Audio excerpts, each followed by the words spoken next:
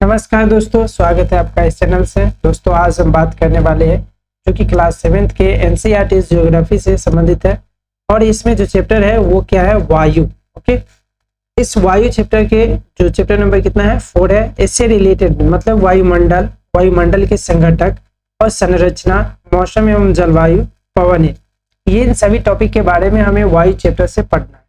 ठीक है, तो चलिए वीडियो को स्टार्ट करते हैं, चैप्टर को आगे बढ़ाते हैं।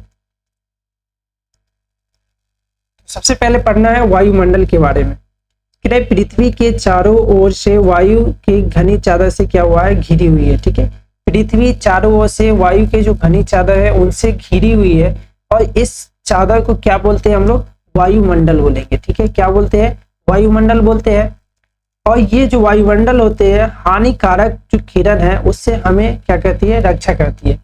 जो भी हानिकारक किरण जो कि सन से आता है, सन से अल्ट्रावायलेट रे आता है, उससे हमें क्या करेगा, ये रक्षा करती है, उसको रोकती है, ताकि उससे जो हानिकारक जो किरणें हैं इससे हमें क्या हो, रोग ना फैल सके। तो ये हानिकारक किरणों को क्या करती है, रक्षा करने में काम करती है। ठीक है, अगला है कि कार्बन डाइऑक्साइड वायुमंडल में फैलकर पृथ्वी से विकिरित ऊष्मा को पृथ्वी पर क्या करती है, रोक लेती है। ठीक है, और रोकने के बाद क्या होता है, ग्रीन हाउस गैस, जो ग्रीन हाउस प्रभाव को क्या करती है, उत्पन्न करती है और इसीलिए इसे क्या कहते हैं, ग्रीन हाउस गैस कहते हैं। तो कार्बन डाइऑक्साइड को क्या बोलते हैं, ग्रीन हाउस गैस। क्यों बोलते हैं, क्योंकि जो भी सन से जो लाइट आता है, विकिरण ऊष्मा आता है, उसको पृथ्वी पर ये रोकने का काम करती है। ठीक है, यहाँ पे देखिए क्या हो रहा है, जो सन है, सन से जो हीट आ रहा है, विकिरण ऊष्मा आ रहा है, अब इस ऊष्मा को ये क्या कर रहा है, जो कार्बन डाइऑक्साइड है वो बाहर नहीं जाने देता है। ठीक है, इसको रोक लेता है। अगर ये रोक लेता है तो पृथ्वी पर क्या होता है कि ग्रीन हाउस गैस का इफेक्ट बनता है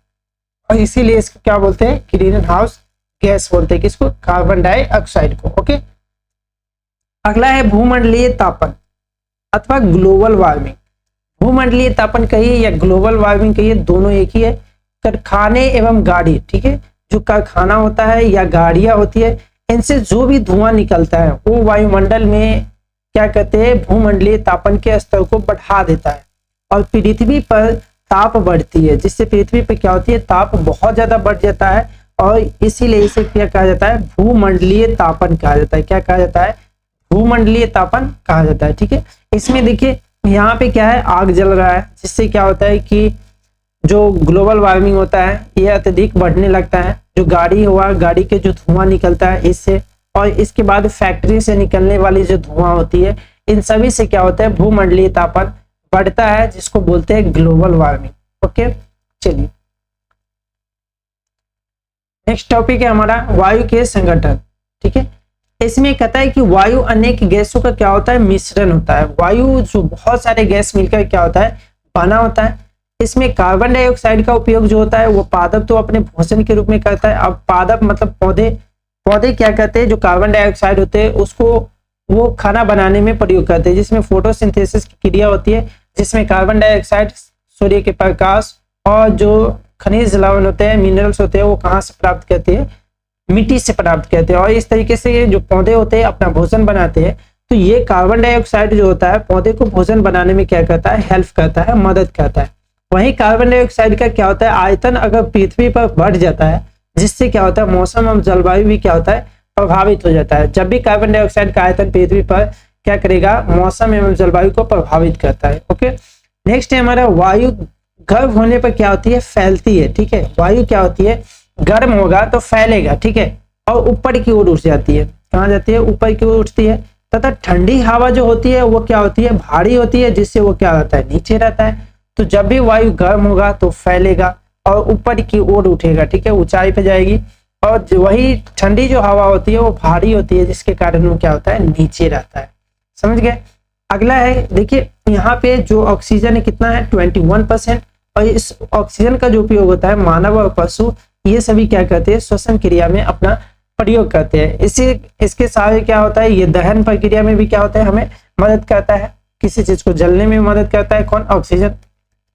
इसमें सबसे अधिक जो संघटक होता है वो कौन होता है, नाइट्रोजन का होता है। ठीक है, नाइट्रोजन के काम क्या होता है कि पौधे के लिए ये ज्यादातर क्या होता है, जरूरी होता है। और पौधे के जड़ में जो रहने वाले जीवाणु होते हैं वो वायु से नाइट्रोजन को क्या करते हैं, बदल कर पौधे को प्रदान करता है तथा पौधे उनका उपयोग अपने जो लाइफ होता है उसमें कर लेता है। ठीक है, तो पौधे क्या करते हैं, नाइट्रोजन का उपयोग करते हैं, और वो डायरेक्ट नहीं करते, वो किसके सहारे करते हैं, एक जीवाणु होता है जो उसको बदल देता है नाइट्रेट में, और इस तरीके से वो उसका उपयोग कर लेता है। ठीक है, इसमें बात करें तो 78% नाइट्रोजन होता है, ऑक्सीजन 21%, वहीं पे कार्बन डाइऑक्साइड और आर्गन की बात किया जाए तो 0.98% होता है, और वाटर वेपर कितना होता है, 21% होता है। ओके, चलिए नेक्स्ट हमारा है वायुमंडल की संरचना। वायुमंडल 5 परतों में विभाजित है। पहला मंडल है जिसको बोलते हैं क्षोभ मंडल, दूसरा बोलते हैं समताप मंडल, उसके अगला होता है जिसको मध्य मंडल बोला जाता है, और लास्ट में क्या होता है, वायुमंडल, और फिर होता है बहिर्मंडल। इस तरीके से कुल कितने मंडल हो गए, 5 मंडल हो गए। ठीक है, कितने मंडल में विभाजित है, 5 मंडल में। सबसे पहला जो मंडल है वो है क्षोभ मंडल। वायुमंडल की जो सबसे महत्वपूर्ण परत होती है वो क्षोभ मंडल को माना जाता है, क्योंकि इसमें बहुत सारे जो जीव होते हैं वो निवास करते हैं। ओके, इसकी ऊंचाई होती है 13 किलोमीटर होती है। इसमें वायु की उपस्थिति में क्या करते हैं, सभी जो जीव होते हैं वो श्वसन क्रिया करते हैं, अपना जीवन यापन करता है। कहाँ पे, क्षोभ मंडल में। और क्षोभ मंडल में ही क्या होता है, मौसम की जो सभी घटनाएं होती है इसी में घटती है, जिसको बोलते हैं क्षोभ मंडल। क्षोभ मंडल में मौसम की सभी घटना, जितने भी मौसम परिवर्तित होता है वो कहाँ पे होते हैं, क्षोभ मंडल में होते हैं। ओके, उसके बाद हमारा नेक्स्ट है समताप मंडल। क्षोभ मंडल की ऊपरी भाग होता है, और इसमें क्या होता है, 50 किलोमीटर तक की ऊंचाई तक क्या होता है, फैला होता है। मतलब कि क्षोभ मंडल से जस्ट ऊपर वाले भाग को समताप मंडल बोलते हैं, जिसकी ऊंचाई 50 किलोमीटर होती है। ये मौसम एवं बादल से क्या होता है, मुक्त होता है। यहाँ पे कोई भी मौसम बदलाव नहीं होता है, यहाँ पे बादल भी उपस्थित नहीं रहता है, जिसके कारण जो हवाई जहाज होता है उसके लिए ये क्या होते हैं, आदर्श मंडल के नाम से जाना जाता है। उसको आदर्श मंडल हो जाता है, किसके लिए, जहाजों के लिए। जहाजों को उड़ने में ये क्या करता है, आसानी है, मदद देता है, क्योंकि वहां पे कोई बादल होता नहीं है, तो जहाज आसानी से क्या कर सकता है, वहां से चल सकता है। ठीक है, अगला है कि इसमें ओजोन गैस की परत होती है। ठीक है, ओजोन गैस की क्या होती है, परत कहाँ पे होती है, समताप मंडल में होता है। इसको ध्यान रखना कि जो ओजोन मंडल होते हैं कहाँ उपस्थित होता है, समताप मंडल में होता है, जो कि सूर्य से निकलने वाले जो अल्ट्रावायलेट रे होता है, किरण होता है, परावैंगनी किरण, जिससे क्या करता है, हमें रक्षा करती है। ठीक है, जो भी परावैंगनी किरण, ठीक है, जो परावैंगनी किरण होती है ये सन से जो निकलता है तो इसको क्या करता है, रोकने में मदद करता है। कौन, ओजोन परत। ठीक है, तो ये हो गया आपका समताप मंडल। नेक्स्ट जो मंडल होगा उसको क्या कहते हैं हम लोग, मध्य मंडल। ठीक है, नेक्स्ट हमारा क्या है, मध्य मंडल। अब कह रहा है कि वायुमंडल की जो तीसरी परत होगी उसको बोलते हैं मध्य मंडल। अब इसकी जो ऊंचाई होती है 80 किलोमीटर तक ऊंचाई तक ये क्या होता है, फैला होता है। कौन, मध्य मंडल। और अंतरिक्ष से जो वायुमंडल में प्रवेश करने वाले जो उल्का पिंड होता है वो यही इसी मंडल में क्या होता है, वायु से संघर्ष करके, वायु से घिसकर वो जल जाता है, और उसके जो बहुत ही कण, न के बराबर जो कण होते हैं वो कहाँ आते हैं, पृथ्वी पर।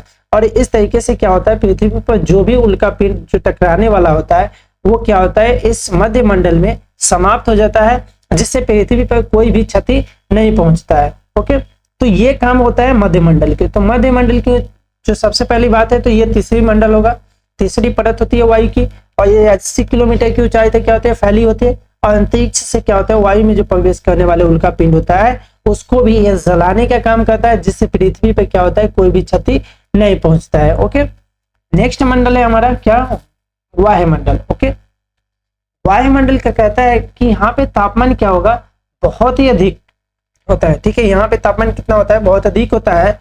आयन मंडल इसका क्या होता है, भाग होता है। ध्यान रखना कि जो हम लोग समताप मंडल पढ़े थे, समताप मंडल में, समताप मंडल के जो एक मंडल होता है उसको बोलते थे ओजोन परत, उसमें उपस्थित होता है। और यहाँ पे क्या होता है, आयन मंडल होता है। इसकी जो ऊंचाई होगी 80 से 600 किलोमीटर की ऊंचाई तक ये फैला हुआ है। और इसमें रेडियो और जो भी संचार उपग्रह होता है इन सबके लिए ये जो मंडल होता है वायुमंडल, ये बहुत ही ज्यादा क्या होता है, हेल्पफुल होता है। ठीक है, बहुत सारे जो रेडियो संचार लगा होता है वो वायुमंडल में ही लगा होता है। ठीक है, जो सैटेलाइट जाता है, जो कि कृत्रिम सैटेलाइट होगा, वो कहाँ पे लगेगा, वायुमंडल में लगेगा। ओके, नेक्स्ट हमारा है बहिर्मंडल, जो कि वायुमंडल की सबसे बाहरी परत होती है। यहाँ पे क्या कहते हैं, वायु की पतली परत है। ठीक है, यहाँ क्या है, वायु की पतली परत है, और यहीं से क्या होता है, हीलियम और हाइड्रोजन क्या होता है, अंतरिक्ष में तैरती है। मतलब कि यहीं से आपका अंतरिक्ष भी क्या होता है, स्टार्ट हो जाता है। ठीक है, तो अंतरिक्ष कहाँ से स्टार्ट होता है, वायुमंडल के बाद, जो भी वायुमंडल में होता है उसके बाद जितने भी आपका परत है ये सभी क्या कहलाता है, अंतरिक्ष कहलाता है। और यहाँ से क्या होता है, हाइड्रोजन और हीलियम के अंतरिक्ष में क्या होती है, तैरती रहती है। ठीक है, यहाँ पे देखिए इस फोटो में ये जो दिख रहा है आपको, इसको बोलते हैं क्षोभ मंडल, 0 से 12 किलोमीटर तक इसमें बताया है। ठीक है, यहाँ पे देखिए इस तरीके से इसको बोलते हैं क्या, तो ये हमारा हो जाता है ओजोन रेखा। आपको बोले हुए थे समताप मंडल में क्या है, ओजोन रेखा है, इसको बोलते हैं ओजोन रेखा।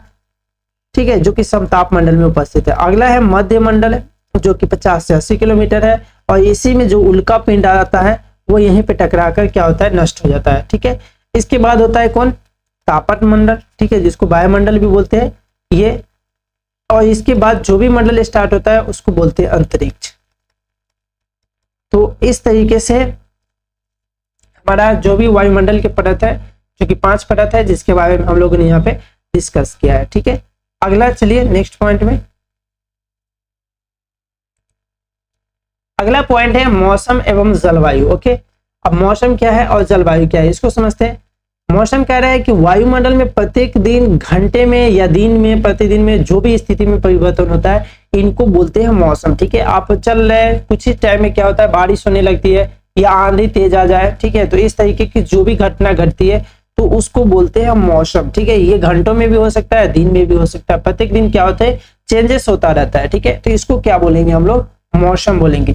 वहीं जलवायु की बात करें तो दीर्घ काल में किसी भी स्थान का जो मौसम होगा उस स्थान की क्या कहलाएगी, जलवायु। देखिए जब ये मौसम ही क्या हो जाएगा, बहुत लंबे समय तक एक जैसा जब मौसम रहेगा तो इसी को क्या बोलते हैं, जलवायु बोलते हैं। ठीक है, इसको क्या बोल देते हैं, जलवायु। तो ये मौसम ही क्या होता है, जलवायु का रूप ले लेता है कब, जब लंबे समय तक वो रह जाता हो। लेकिन मौसम क्या होता है, प्रत्येक दिन प्रत्येक घंटे क्या होता है, चेंजेस हो सकते हैं। यहाँ पे देखिए ये जो दिख रहा होगा इधर के पार्ट को बोलते हैं मौसम वाला पार्ट। क्या बोलते हैं, मौसम वाला पार्ट। जबकि यहाँ पे क्या होता है, जलवायु। क्या होता है, जलवायु। ठीक है, यहाँ पे बहुत लंबे समय तक क्या होता है, बारिश अगर नहीं हुआ है तो यहाँ पे क्या है, दरारें हैं जो कि जमीन में आ जाता है, और इस तरीके से क्या होता है, यहाँ पे सुखाड़ पड़ जाता है। तो सुखाड़ एकदम अचानक नहीं पड़ता है, इसमें थोड़ा टाइम लगता है। तो ये क्या होता है, जलवायु में परिवर्तन होने के कारण होता है। वहीं मौसम को देखिए, आज अगर फ्रेश है तो कल होके बारिश भी हो सकता है, कुछ भी हो सकता है। तो ये घंटों में परिवर्तन होने वाले जो घटना होती है वो मौसम कहलाता है। ठीक है, और जलवायु क्या होता है, लंबे समय तक जो एक ही जैसा मौसम रहता है उसको बोलते हैं जलवायु। ठीक है, तो यहाँ पे मौसम और जलवायु वाले जो टॉपिक होगा वो क्लियर हो गया होगा।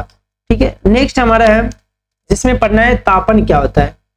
तापन का मतलब होता है वायु में जो भी मौजूद ताप होगा या शीतलता होगा उसका जो परिणाम होगा उसको बोलते हैं तापन। आप देखे हुएगा जो ठंडी वाले मौसम में जो हवाएं चलती है उसमें क्या होती है, नमी होता है, जिससे हमें क्या लगता है, ठंडा लगता है, उसको शीतलता बोल देंगे। वहीं पे जो गर्मी वाले जो मौसम होता है, इस गर्मी वाले मौसम में क्या होता है, लू चलती है। अगर ये लू को देखोगे तो लू क्या होता है, गर्म होता है, जिससे हमें क्या होता है, गर्मी महसूस होता है। तो यही जो ताप और शीतलता का जो परिणाम निकलेगा उसको हम लोग बोलेंगे क्या, तापन। ठीक है, तापमान, तापन बोला जाता है। इसमें एक और चीज है आतापन। आतापन बोला जाता है सूर्य ताप को। क्यों बोला जाता है, सूर्य के ताप को बोला जाता है। तो सूर्य से जो आने वाली ऊर्जा होगी वो पृथ्वी पर क्या होती है, रोक लेती है। ठीक है, पृथ्वी, जिससे पृथ्वी रोक लेती है, और ये क्या होता है, तापन कहलाता है। इसकी मात्रा जो होती है भूमध्य रेखा से ध्रुव की ओर जाने पर क्या होता है, घट जाती है। ठीक है, अगर भूमध्य रेखा है पृथ्वी पे तो इस भाग से आप ऊपर की ओर जाओगी, यहाँ पे ध्रुव की ओर, तो इसका तापन क्या हो जाएगा, घटती है। क्या होती है, यहाँ पे घटती है। वहीं पे नीचे भी आइएगा तो यहाँ पे क्या होगा, ये भी घटेगा, क्योंकि इसमें भी तो कहाँ जा रहे हैं, ध्रुव की ओर जा रहे हैं। ठीक है, तो ये था तापन और अतापन। ठीक है, अगला है पवन। कह रहा है कि उच्च दाब क्षेत्र, उच्च दाब क्षेत्र से निम्न दाब क्षेत्र की ओर जो पवनें बहती है, वायु बहती है, उसको बोलते हैं क्या, पवन। क्या होता है कि जब गर्मी के मौसम में जब पवन जो वायु होती है वो गर्म हो जाती है, और जब वो ऊपर की ओर उठने लगता है तो वहां निम्न दाब का क्षेत्र बन जाता है। तो उच्च दाब से निम्न दाब के क्षेत्र की ओर क्या होती है, वायु गमन करती है, और जिस समय वायु गमन करती है उसको बोलते हैं पवन। क्या बोलते हैं, पवन बोलते हैं। ठीक है, कहता है कि आप पवन को काम करते हुए देख सकते हैं, जैसे कि सड़क पे क्या होता है, गिरी हुई जो पत्तियां होती है उसको उड़ाती है, या तूफान में बड़े बड़े पेड़ों को उखाड़ देना हो, या कभी जो धीरे बहती हो है ना, मौसम कभी कभी धीरे भी बहती है, जिसमें क्या होता है महीन धूलकण या धुएं उड़ते रहते हैं, और कभी कभी जो पवन होती है इतनी तेज चलती है कि आप उसके विपरीत भी नहीं चल सकते हैं। तो ये सारे काम किस में हो रहा है, पवन के जो कार्य है वो बताया गया है। ठीक है, इसमें कह रहे हैं आपने अवश्य अनुभव किया होगा कि तेज पवने में छाता लेकर चलना क्या होता है, आसान नहीं होता है, क्योंकि छाता लेकर चलने से क्या होता है, छाता क्या होता है, टूट जाता है। ओके, पवन को क्या होता है, मुख्यतः 3 प्रकार में भी विभाजित किया जा सकता है। कितने में, तो यहाँ पे 3 प्रकार बताया गया है किसका, पवन के बारे में, जिसको हमें इस चैप्टर में पढ़ना है। चलिए देखते हैं नेक्स्ट कौन है 3 पवन है। पहला पवन है जिसको बोलते हैं अस्थायी पवन। ठीक है, अस्थायी पवन कहता है कि व्यापारिक जो कि पश्चिमी एवं पूर्वी पवने अस्थायी पवने हैं। ये वर्ष भर क्या होता है, लगातार निश्चित दिशा में चलती रहती है। अस्थायी पवनी का मतलब जिसको व्यापारिक पश्चिमी पवने बोला जाता है, वो क्या होता है, एक निश्चित दिशा में हमेशा चलेगी, वर्ष भर चलेगी। इसका एक ही दिशा होती है जिसमें वो क्या होते हैं, लगातार चलती रहती है। ठीक है, यहाँ पे देखिए, ये जो यहाँ आपको दिख रहा होगा कर्क रेखा से जो कि कहाँ चल रही है, भूमध्य सागर की ओर, ये होता है व्यापारिक पवने। ठीक है, यहाँ पे देखिए इस भाग में जो होगा व्यापारिक पवने होगा, ये नदर्न हेमिस्फीयर से भी आएगा और सदर्न हेमिस्फीयर से, मतलब कि उत्तरी गोलार्ध और दक्षिणी गोलार्ध दोनों तरफ से बहती है। तो ये होता है व्यापारिक पवने। ठीक है, इनको क्या बोलेंगे, व्यापारिक पवने। पवने इसको बोलते हैं व्यापारिक पवने। वहीं पे बात करें अगला जो पवन है उसको बोलते हैं मौसमी पवने।